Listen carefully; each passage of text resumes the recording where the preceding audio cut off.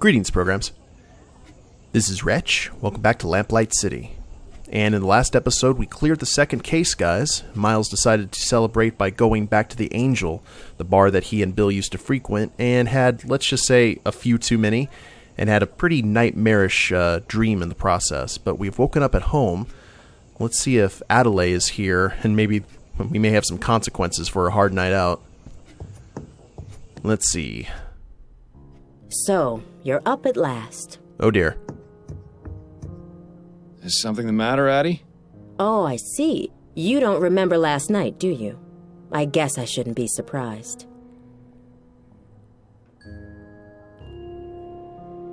Please tell me I didn't do anything stupid last night. No, I wouldn't use the word stupid. Oh, thank God. Disgusting and shameful would be more appropriate, I think. Oh. What did I do, exactly? It was nearly 2 when you burst in here, soused to the eyeballs from God knows where. I imagine you've probably forgotten that, too. You were muttering something about peace and quiet and then proceeded to relieve yourself on my begonias before stumbling into bed. Charming. I salute you, O Vice Admiral of the Narrow Seas. Good God. How embarrassing. I'm so sorry, Addie. I don't know what came over me. I don't either.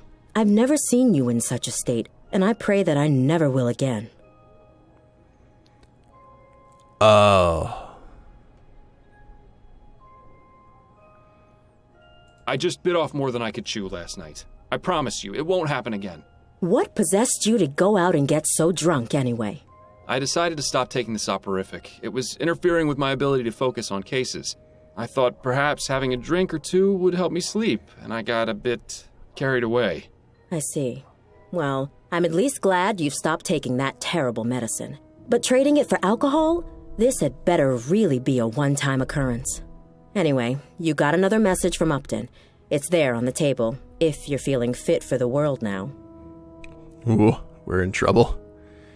Yeah, we just have to take things in moderation. Bill said that he was out after 1. So if we just kind of temper that, maybe just have a 2-drink max, we'd be in good shape. Addie? What is it, Miles? Yeah, definitely. Addie, please know that I'm deeply sorry for my behavior last night. I'll do everything I can to make it up to you. Would you like me to get some new begonias? I don't need pretty flowers or pretty words, Miles. I just want things to go back to how they were. That's really all the apology I require. You're looking especially lovely today, Addie. Miles, don't flirt with me. Not now. I wouldn't push my luck with her, Miles. She hasn't completely forgiven you. I was just trying to go back to the way things were. What have you been up to lately? Nothing particularly exciting. My usual clients have been scheduling appointments, and I've been trying to get some new ones as well. In my free time, I've been catching up on my reading. Anything good? Yes, the conclusion to the dissembling mechanism was just published in Brentwell magazine last week.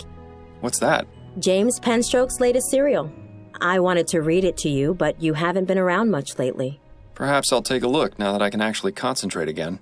Yes, you could read it to me. I wouldn't mind hearing it again.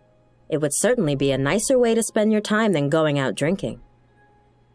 Agreed. I'll let you get back to your book. Okay, we'll check the newspaper first.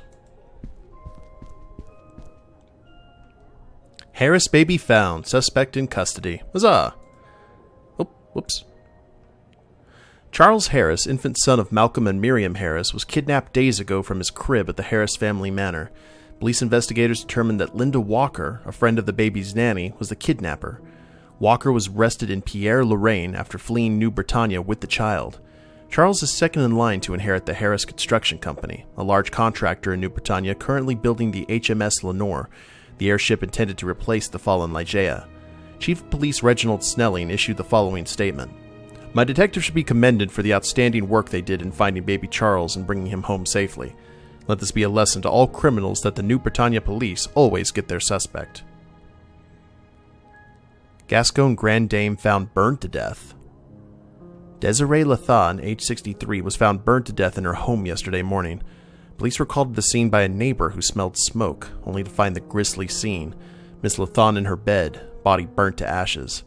The circumstances of Miss Lathon's death are unknown, but the police have not ruled out the possibility of foul play. Lathon was born in New Britannia, the daughter of a wealthy plantation owner. She grew to become one of the most loved and respected of the Gascon grand dames. Although she had many suitors over the years, Lathon never married.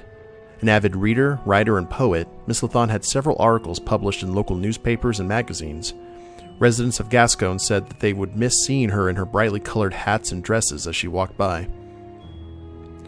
Third mysterious murder has police on edge. Yet another murder in Cholmondeley has the New Britannia police scrambling to quell rumors. Chief of Police Reginald Snelling vehemently denied that there is a mass murderer stalking the shadowy corners of Lamplight City. We have no indication whatsoever that these recent Cholmondeley murders are in any way linked. In any case, detectives are working their hardest to make sure the killer or killers are found and brought to justice, he said. The Gazette has learned that the latest victim is Ennis Bowditch, a construction worker. Police were called to his home where they found him with a single gunshot wound to the head. Despite Chief Snelling's claims to the contrary, the previous two victims have also been men in Cholmondeley who have been killed in exactly the same manner. The Gazette will continue coverage of this story as more details emerge. Prime Minister's campaign heats up as election looms. With election night less than a month away, Prime Minister Herbert Atwood has lashed out against his opponent with full force. My opponent, Mr. Leroy, if elected, will push this country back at least 20 years. Atwood went on to describe how Leroy's refusal to acknowledge the existence of aethericity, as well as his lukewarm stance on steam technology, could be detrimental to Vespuccia's progress. Leroy, meanwhile, continued to chastise Atwood for his prioritizing machines over humans, saying that if he is re-elected, unemployment rates will skyrocket when most workers are replaced by automated machines. The latest public opinion poll shows Atwood with a comfortable lead. However, many have criticized the polls for not including the majority of the workforce, Leroy's strongest supporters. Interesting. Fordham. A new case has come in, but the police are already investigating. Details have made their way into the newspaper. I won't be able to meet you at Ruin, so here are the details. The deceased is Desiree Lathan. Her apartment is at 840 Right Way. Good luck, Upton. Okay. Huh. What does Upton say this time? That she can't meet me, and that I should go straight to the scene of the crime. I wonder if that means the police have started to suspect that she's giving you these cases.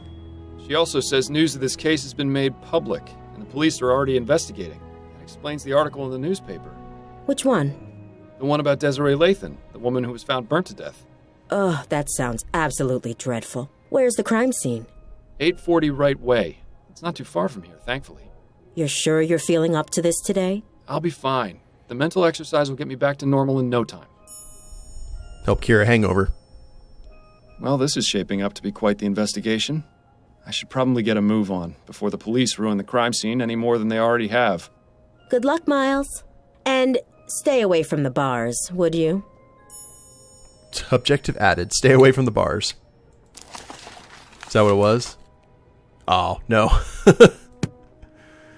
Watch there be a clue that would help solve the case, and we have to go into a bar in order to get it. Have a lovely day, Addie. Goodbye, dear. Love you. Love you too.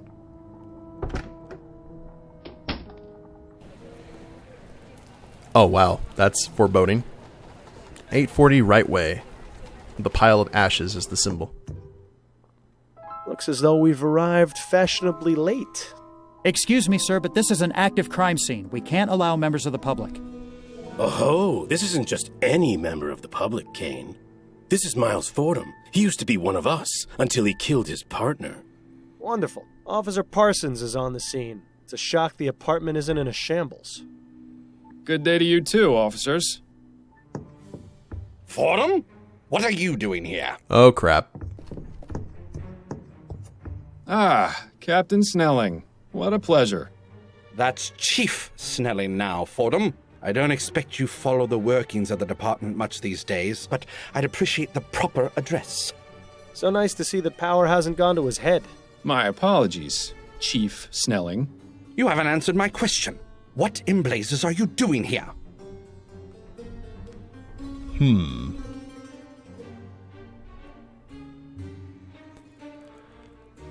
Let's see here. Should we be snarky right off the bat? Lie? Just a social call. I wanted to see what my former colleagues were up to these days. And you often socialize at murder sites, do you? This is an active crime scene, Fordham. Leave the premises immediately. We could solve this case in no time if we work together, you know. We don't need any help. Not even from former detectives. Parsons, I'm going back to the station. I want you to report the minute you're done here. Understand? Yes, sir. Now, don't get any funny ideas, Fordham. If you so much as breathe on anything in here, I'll have you arrested for tampering with a crime scene. Do I make myself clear? Yeah. Breathe. Sure, whatever you say, Chief. Keep your nose where it belongs, or you'll have me to answer to.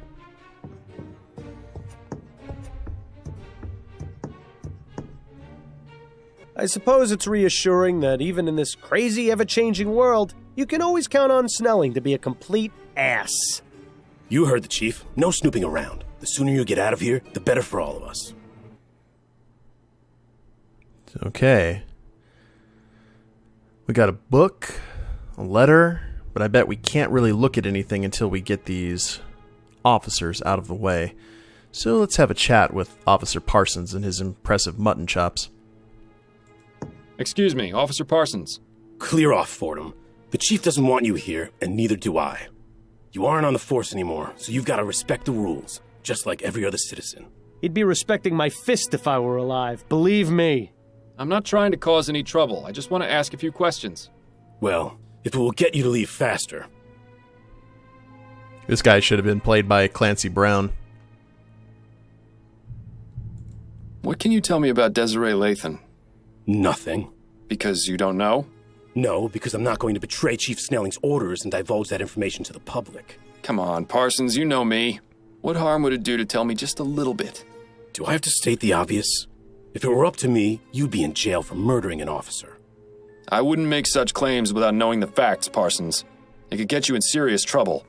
It'd be a real tragedy to see your career cut short and you back in the workhouse polishing airship rivets. You don't scare me, Fordham. Rest assured, the feeling is mutual.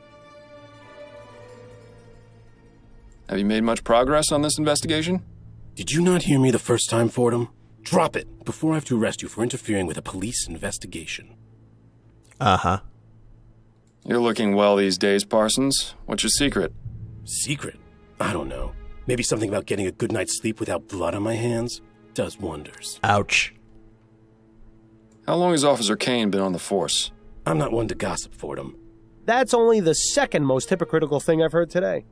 Ask him yourself if you're so interested. I will. Why was Chief Snelling here, anyway? He's the chief of police, and this is an official investigation. It doesn't take a grand leap of logic. Yes, but the chief of police never bothers with a crime scene unless it's of great importance. Your point? Does that mean this crime scene is, in fact, of great importance? You're the investigator, Fordham. I'll leave you to work that one out. That's all I wanted to know. Good. Well, this was a much-loved dame, but we remember the last time we had to deal with something like that in the first case. Begging your pardon, officer. Yes, what is it, sir? He seems more pleasant. Is there anything you can tell me about Desiree Lathan? I'm afraid not. You don't have clearance in this investigation. And there's nothing I can say to convince you otherwise? My superiors would be very upset if they knew I was breaking the rules. I'm sorry. I think the operative phrase in this instance is if they knew. We need to find a way to get Parsons out of here. Maybe we should visit Upton at the station. Gotcha. How long have you been on the force, officer? 2 months, sir. And how's it treating you so far? This is where I was meant to be. That's good to hear. Parsons mentioned you used to be a detective? I was, yes, for 15 years. It wasn't always easy, but I loved every minute of it. Parsons goes on about how he's got his eye on becoming a detective, but I don't know if I'd be able to handle it. Is that right? Yes. He's up for review. I think he's trying to impress Snelling to improve his chances. Parsons wants to be a detective? Now I've heard it all. As if he needed more of a reason to be Snelling's lapdog. Do you enjoy working with Officer Parsons? I don't like to talk about my colleagues, sir. Uh-huh. Especially when they're standing right over there. I understand. Perhaps this isn't the right time to be asking. What was Chief Snelling doing here? Nothing more than a routine inspection of the crime scene. Routine inspection? But the Chief of Police only goes to extremely high-profile crime scenes. I couldn't possibly comment on that, sir. Thanks for your time, officer. Not a problem. Well, he seems pleasant right off the bat. What's he hiding? Well, let's head to the station. Haven't been here before. I didn't imagine we'd be coming back here in this lifetime. Fordham? Have you solved the case already? Don't I wish? I haven't even gotten started. Well, I'm here if you need anything. Just be sure not to let Snelling see you. Is he back yet? He arrived a few minutes ago. I expect he'll be sequestered in his office today, so you shouldn't have to worry too much. Good to know. So that flag caught my attention right off the bat. The old Jack and Stars. 1, 2, 3, 4, 5, 6, 7, 8. So 8 stars with the Union Jack. I wonder... I'm trying to remember how many states there were in the Confederacy during the Civil War. Because what could have happened here is that historically the Confederacy was trying to court England and France both to assist them in the Civil War, basically offering their cotton as incentive for European powers to get involved on their side. So I'm kind of wondering, maybe in this, since we've kind of established that this is an alternative world version of New Orleans, maybe the maybe the UK decided to just come in and take out the Confederacy. And now there's 8 stars to represent those states with the Union Jack, maybe like a colony, a commonwealth kind of thing. I don't know, I'm going to have to look that up after I'm done recording here. Prime Minister Atwood, watching over the department with his signature scowl. Okay, Upton, is there anything else to look at? I don't think I've ever seen anyone reading those books. I'm half convinced they're purely decorative. And the doorway, which we do not need to go through right now. Got a moment, Upton? Yes, but let's make this quick. Back to work, I see. Yes, well, the coffee shop holiday had to end eventually. I'm gonna have to find someplace else to meet you. The higher-ups are getting suspicious. To be honest, it was a bit wretched there. Hey. I won't miss it. Well then, Mr. Big Bug, you can have the honor of choosing the next place. Under a bridge somewhere, perhaps. I like the ambience. Have you been able to find any leads on Bill's death? Have you? Not yet, no. I've been looking, but I haven't been able to come up with anything either. There has to be a connection somewhere. Criminals don't usually just fall off the map. I'm having some trouble with Officer Parsons. You and everyone else who's ever met him. What's the problem? He's keeping me away from the Lathan crime scene. Of course. He's one of the most loyal to Snelling. Any suggestions for how I might get him away so I can look around? I might have an idea. There are several reported crimes that haven't been assigned yet, and Parsons is itching to prove his investigative chops. He'd probably abandon his post for a good enough lead and a chance to impress Snelling. Upton, oh good, you impress me. Department politics are something of a specialty of mine. I love that nickname for her. About getting Parsons away from the crime scene? All right, these are the, as of yet, unassigned crimes. The body of a young man was found in the Hodgman River by the Gascon docks this morning. A woman in Chumley reported hearing a single gunshot in her neighbor's apartment last night. There was a deadly explosion at a factory in Worcester that may be linked to sabotage. And that's it for right now. Any of those strike your fancy? Interesting. Give me the details about the factory explosion. The owner of the Hawkins Steelworks reported an explosion at his factory that killed 2 of his workers. He says he's been getting several threatening letters about his current project. And so he suspects someone has sabotaged the operation? Yes, likely the Redites. Do you think Parsons will be interested? No, and let's leave it for the moment. Let's go ahead and talk to her about other stuff first. No, on second thought, let's leave this for right now. All right. Let me know if you change your mind. Any updates on the Harris baby? He's back home and doing well thanks to you. I'm glad to hear it. You did an impressive job. I admit I was a bit concerned about how you'd fare after months of taking it easy. But I suppose detective work is like riding a bicycle. It's a guaranteed way to end up with a broken arm. I see the Gazette has caught wind of this supposed mass murderer. Yes, Snelling has been positively fuming about it. Between that and the Lathan case being publicized on the same day, it's been a nightmare for the department. Any idea how they got the information? I don't think anyone in the department has spoken to the press. Maybe they just have some very good reporters. So, is it serious? Should we be concerned? 3 murders is nothing to sneeze at, but all the victims have been men in Chumley. If that changes, then things might start getting urgent. Isn't that just the way of things? You can bet they'd have already caught the bastard if the first body had turned up in Leon. So, in regards to Parsons, I have an idea. About getting Parsons away from the crime scene? All right, these are the body of a young man was found in the A woman in Chumley reported hearing a single gunshot in her neighbor's apartment. There was any of those.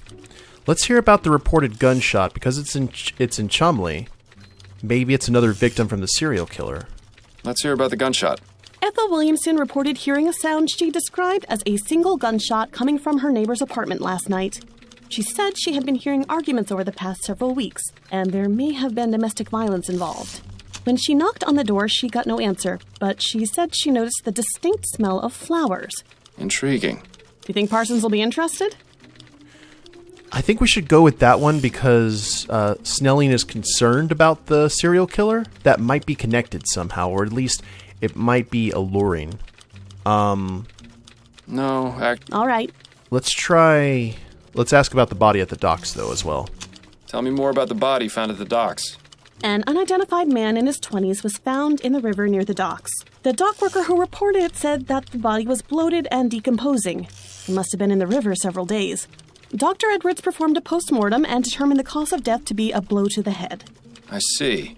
Certainly leaves a lot of questions. Do you think Parsons will be interested? No, he won't be interested in that one. He probably he doesn't want to deal with the Redites either. No. All right. Let's hear about the Ethel, intrigue. Do you think Sounds good. Let's go with that one. All right. I'll send out the report as soon as we're done talking. Okay.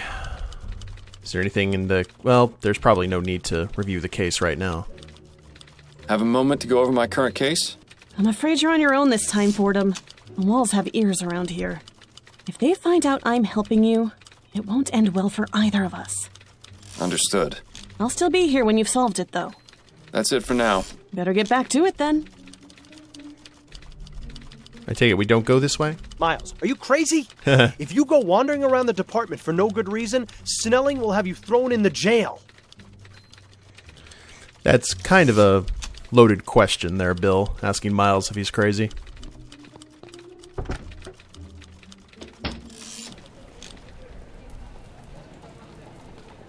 Aha! Looks like Parsons took the bait. Now maybe we can finally have a look around the crime scene.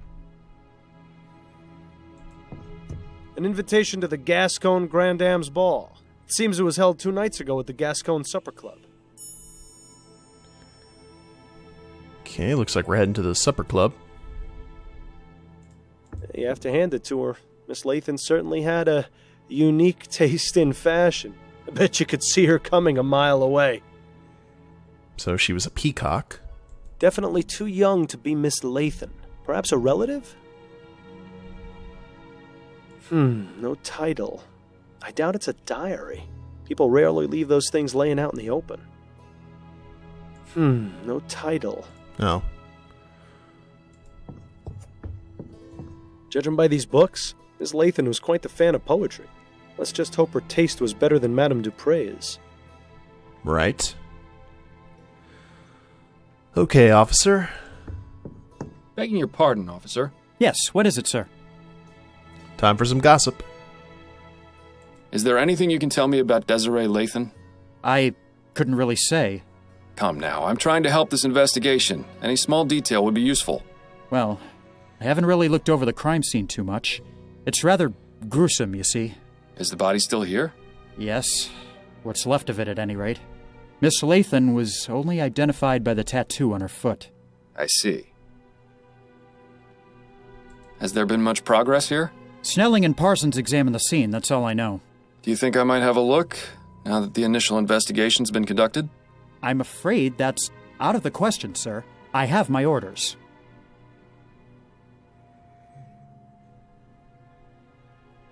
Officer Kane, I'm trying to aid this investigation.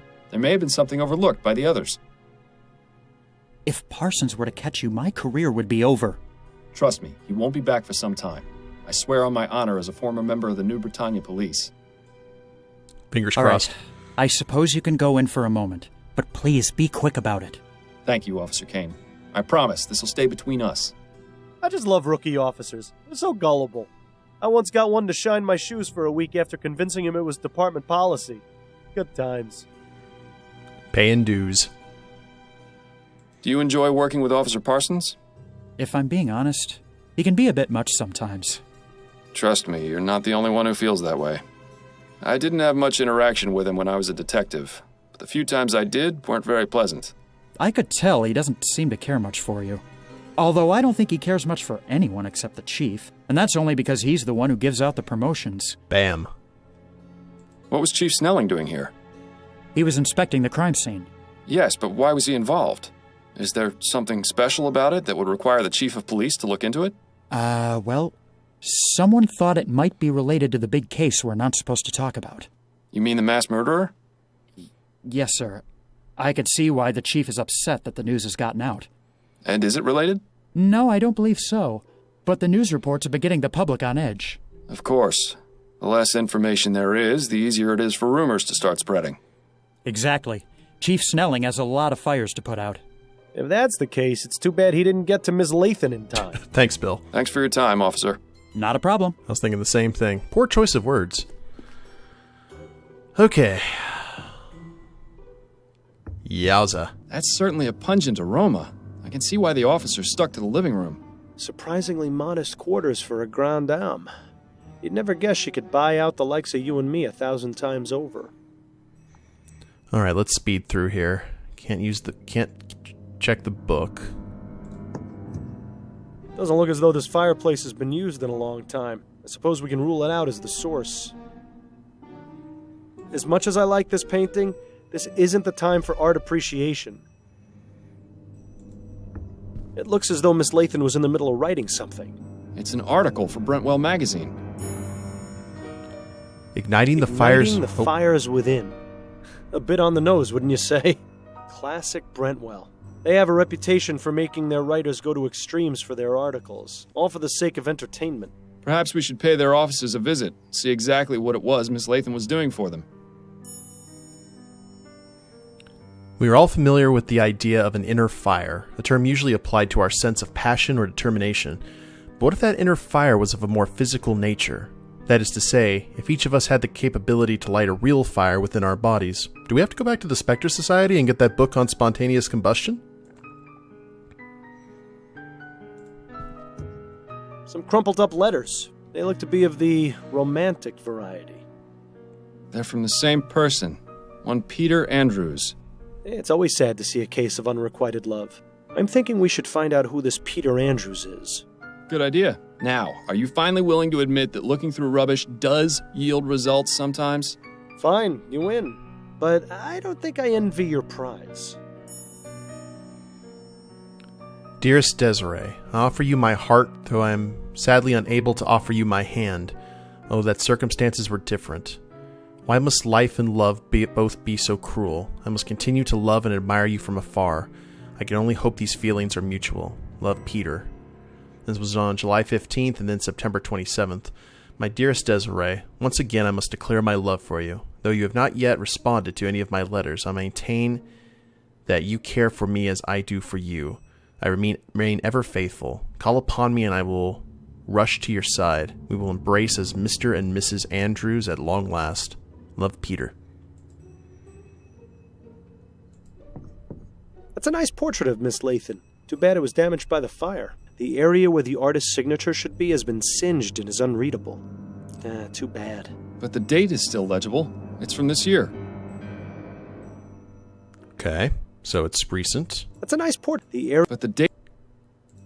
Looks like this one barely managed to survive. Pity. It looked like a nice work of art. The flames must have been fairly high to be able to stain the ceiling like that. So that took a significant, well, I mean, all the bedding and everything. I'll check the nightstand first before we get to the main event. There's a letter in here. How much did they miss? August 23rd. This just keeps getting more and more interesting. The law firm of Usher and Price isn't too far from here. I think it's definitely worth paying him a little visit. Dear Miss Latham, this letter is to inform you that we have received your request to make changes to your beneficiary as indicated in your last will and testament. Please come to the law offices of Usher and Price at 72 Cadrian Street, Worcester, so that we may review the documents and make the necessary edits. Yours, Jonas Usher. Interesting. And we got the ash pile and the burned remains of the woman in question. And I'll tell you what, we will go ahead and examine that at the beginning of the next episode, guys. I hope you all have enjoyed it. This is a very interesting case so far. All of them have been interesting, but I love the fact that the variety is evident in all the cases. You get something different every time. But I hope you guys have enjoyed it. If you liked the episode, please leave a like down below. Subscribe to the channel, leave a comment, that'd be a big help. And we'll see you next time. Later days, everyone.